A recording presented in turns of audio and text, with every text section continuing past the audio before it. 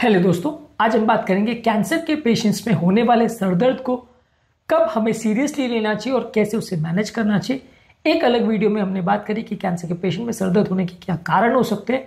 आज उसी डिस्कशन को आगे कंटिन्यू करके हम उसके मैनेजमेंट पर, उसके ट्रीटमेंट पर और उसकी इमरजेंसी सिचुएशन और लॉन्ग टर्म मैनेजमेंट पर, ये सारे एस्पेक्ट्स पर बात करेंगे ताकि ओवरऑल कैंसर के पेशेंट में होने वाले सर दर्द में क्या इंपॉर्टेंट इश्यूज होते हैं और उसको कैसे हम डील करते हैं, ये सारी चीज़ें आपको समझ में आ जाए। टॉपिक पर जाने से पहले जो लोग हमारे चैनल पर नए हैं उन्हें रिक्वेस्ट करूँगा कि चैनल को सब्सक्राइब करें, वीडियोस को लाइक करें, शेयर करें, फॉलो करें, कमेंट करें, पूरा देखें। टॉपिक इंपॉर्टेंट है इसलिए एंड तक देखिएगा। चलिए शुरू करते हैं इंपॉर्टेंट वीडियो।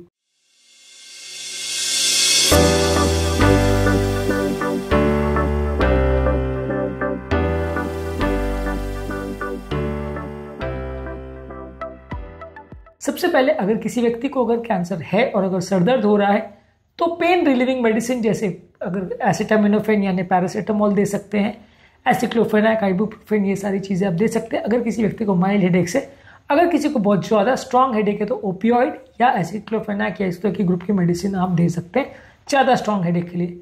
ज़्यादातर लोगों को जो ब्रेन में अगर हेडेक होता है उसमें ब्रेन में सूजन का एक इंपॉर्टेंट कॉम्पोनेंट होता है, वहाँ पे स्टेरॉइड दिए जाते हैं जो कि ब्रेन का स्वेलिंग और इन्फ्लेमेशन को कम करता है। इसमें ट्यूमर और खासकर रेडिएशन थेरेपी के बाद जो सर दर्द होता है वो ब्रेन के स्वेलिंग की वजह से होता है, उसको कम करने के लिए स्टेरॉइड्स का एक इंपॉर्टेंट रोल है।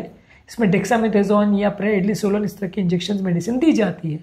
इसके अलावा एंटी एमेटिक मेडिसिन यानी उल्टी बढ़ाने वाली मेडिसिन कई बार पेशेंट का नोजिया वॉमिटिंग इसकी वजह से जो होता है उसको देने से भी कई बार सर दर्द में सिग्निफिकेंट फायदा मिलता है। कई बार सर दर्द के साथ सिग्निफिकेंट पेशेंट को जो नोजिया वॉमिटिंग होता है ये इंजेक्शन दवाइयाँ देने से फायदा मिलता है।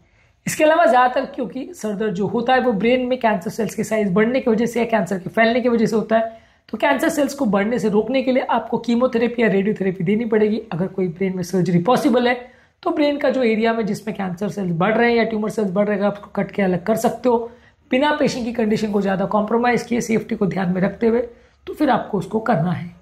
इसके अलावा पेशेंट की हाइड्रेशन का भी विशेष ध्यान देना है। कई बार पेशेंट को अगर डिहाइड्रेशन हो तो भी लोगों को कई बार सर दर्द होता है और कई बार वॉमिटिंग होने की वजह से बार बार पेशेंट को न्यूट्रिशनल डेफिशिएंसी हो जाती है, वॉमिटिंग से डिहाइड्रेशन भी होता है, तो उसको भी करेक्शन करने के लिए आपको न्यूट्रिशनल सप्लीमेंट्स पेशेंट को देने पड़ते हैं ताकि न्यूट्रिएंट की कमी ना हो जाए।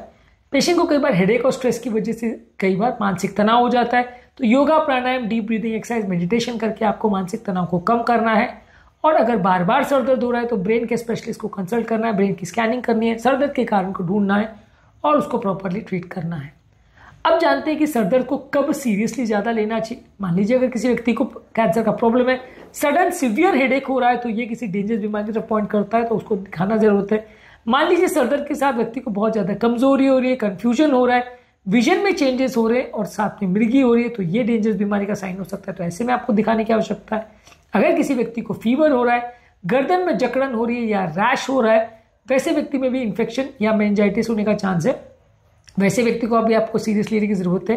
मान लीजिए अगर किसी व्यक्ति को अगर सर दर्द हेड इंजरी के बाद हो रहा है तो आपको सीरियसली लेके उसको डॉक्टर को दिखाने की आवश्यकता है। और मान लीजिए अगर थेरेपी के बाद भी सर दर्द बढ़ते जा रहा है, बिगड़ते जा रहा है, पेशेंट की हालत ठीक नहीं हो रही, कंट्रोल नहीं हो रहा, तो डेफिनेटली आपको डॉक्टर को दिखाने की आवश्यकता है। तो ये वो कंडीशंस है जहाँ पे आपको सर दर्द को ज़्यादा सीरियसली लेने की जरूरत है और डॉक्टर को दिखाने की जरूरत है। छोटे मोटे होने वाले हेडेक और जो माइल्ड प्रॉब्लम्स होती है उसके लिए तो आप हर बार डॉक्टर के पास नहीं जाओगे, पर ये वो क्राइटेरिया जो अगर मैच होते हैं तो आपको डेफिनेटली सीरियसली लेने की और डॉक्टर को दिखाने की आवश्यकता है। लॉन्ग टर्म इस तरह के पेशेंट में आपको रेगुलर मॉनिटरिंग करने की आवश्यकता है कि जिस कारण से सर दर्द हुआ वो ठीक हुआ कि नहीं, जो ट्रिगर्स थे वो ठीक हुए कि नहीं, और पेशेंट के ओवरऑल कंडीशन में सुधार हो रहा है कि नहीं। साथ में अगर पेशेंट को वॉमिटिंग वगैरह का कुछ प्रॉब्लम है तो आप उसके लिए मैनेज करोगे, साथ में कोई अगर सिचुएशंस या प्रॉब्लम्स है या स्वेलिंग वगैरह तो उसको मैनेज करोगे।